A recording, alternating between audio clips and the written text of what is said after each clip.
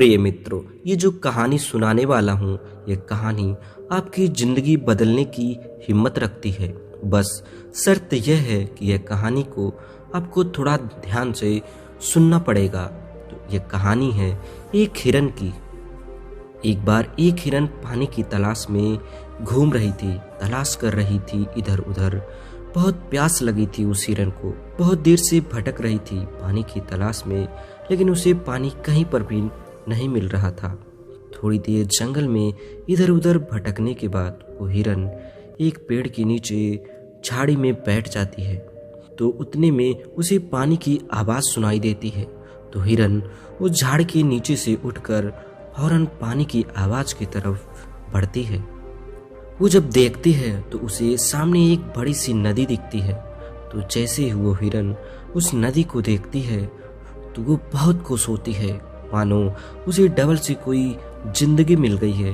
वो फौरन दौड़ते हुए उस नदी के पास जाती है और जैसे ही पानी पीने के लिए अपना सिर नदी में झुकाती है तो उसकी नज़र अपने राइट पर पड़ती है।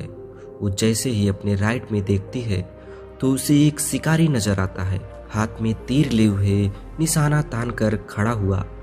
फिर जैसे ही उस हिरन की नज़र अपने लेफ्ट पर पड़ती है तो उसे एक शेर नजर आता है, झाड़ियों के पीछे छिपा हुआ। अब हिरन पानी वानी सब भूल जाती है, कुछ भी नहीं याद रहता उसके दिमाग में, प्यास वगैरह। वह हिरन पलटकर अपने पीछे देखती है तो उसे भयंकर आग लगी हुई दिखती है, जो कि धीरे धीरे उसकी तरफ बढ़ रही होती है। अब हिरन जाए भी तो जाए कहाँ। राइट में देख रही थी तो शिकारी नजर आ रहा था, जो कि निशाना तान कर खड़ा हुआ था, और लेफ्ट में देख रही थी तो एक शेर नजर आ रहा था, और सामने तो गहरी और लंबी चौड़ी एक नदी थी, और पीछे तो आग लगी हुई थी। चारों रास्ते बंद हो चुके थे, चारों तरफ से मुसीबत आ चुकी थी। अब हिरन सोच में पड़ जाती है। वो ये सोचती है, चारों तरफ मेरी मुसीबत आ चुकी है तो मैं अपना काम करके क्यों न मरूं। मुझे वैसे भी तो मरना ही है, तो मैं पानी पीकर क्यों न मरूं। तो हिरन अपना पानी पीने में लग जाती है। लेकिन थोड़ी ही देर बाद जैसे ही वो हिरन पानी पी रही होती है तो उतनी ही देर में ऊपर से काले बादल छा जाते हैं, और उन बादलों से जोरों की वर्षा होने लगती है। तो जो पीछे आग लगी हुई थी वो पानी की वजह से बुझ जाती है, और पानी के कारण शिकारी का निशाना चूक कर शेर को लग जाता है, और शेर की नज़र सीधा पड़ती है अब शिकारी के ऊपर। तो शेर शिकारी के पीछे लग जाता है।